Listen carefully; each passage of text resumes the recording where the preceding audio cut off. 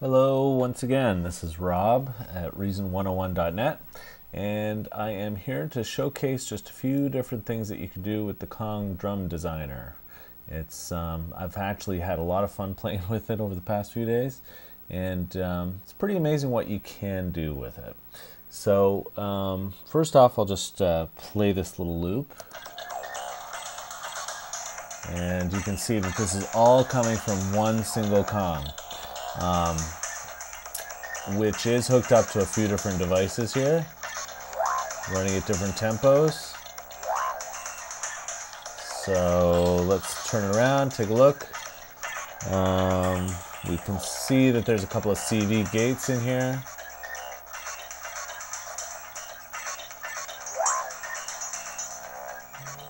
Which we can play around with. You can play around with this on the fly.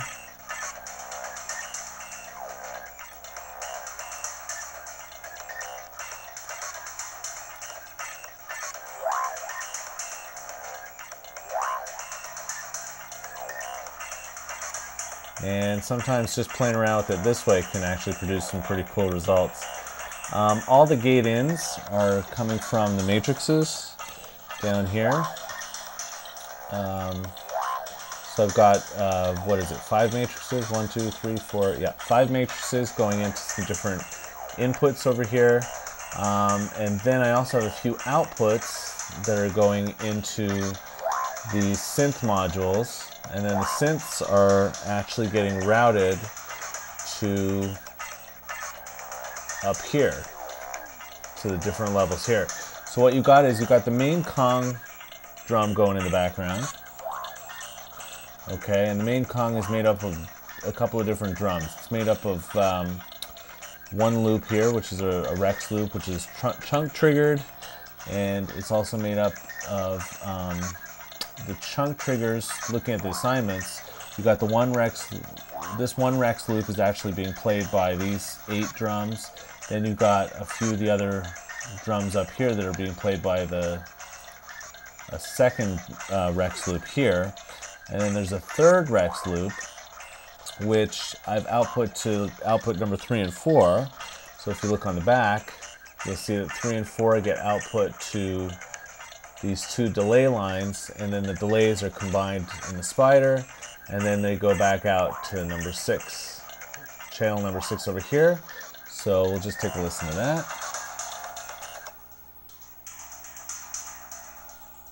Okay, so that's the drum number 3 over here,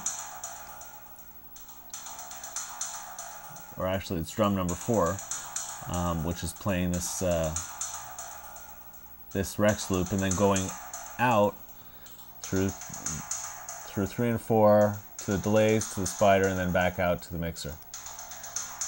We also have a few other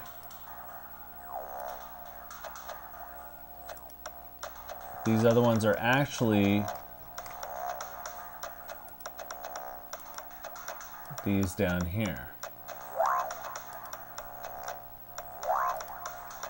That's the Thor and the Malstrom and the other Thor over here. So you can actually send them out, and what I've also done is on one of the Thors, this Thor down here, I've sent the outputs to the audio inputs of Kong, and then sent these outputs to both number 4 and number 5, channel number 4 and 5, and then channel number 4 and 5 are panned left and right. So if you want to have a mono signal, you can pan it this way. If you don't want to have a mono signal, create a split like that. And all together sounds like this. Now, one of the nice things you can do with your pad groups, you can actually have a play with assigning different pad groups. So alternate on drum 13 and drum number 10 are using the G category. So every once in a while you'll see drum number 13 will get hit, and then other times drum number 10 will get hit. And then also drum 13 and drum 14 are part of the H group, so every once in a while 13 and 14 will alternate between each other. Then you've got mutes on drum number 13 and number 15. So when drum 13 is playing, number 15 will shut off, and when drum 15 is playing, number 13 will shut off. So you can actually have a lot of fun just playing around with the different assignments here. And I would suggest playing around with them while they're playing, because you can actually hear what's going on. So I could turn this off. I can make them exclusive. Well, actually, this won't play anymore now. But I could make all of these part of the same group, and then make these exclusive, so I can have this and this be exclusive, which actually these two are exclusive too. So when this is playing, this will be turned off.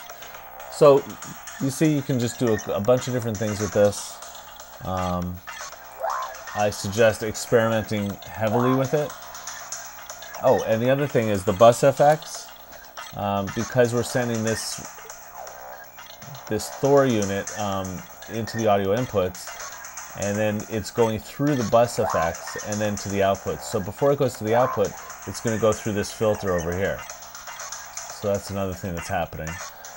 So again, this is just to show you some of the possibilities. You can have a lot of fun with this, and you can really play around a lot with all the different types of drums on Kong.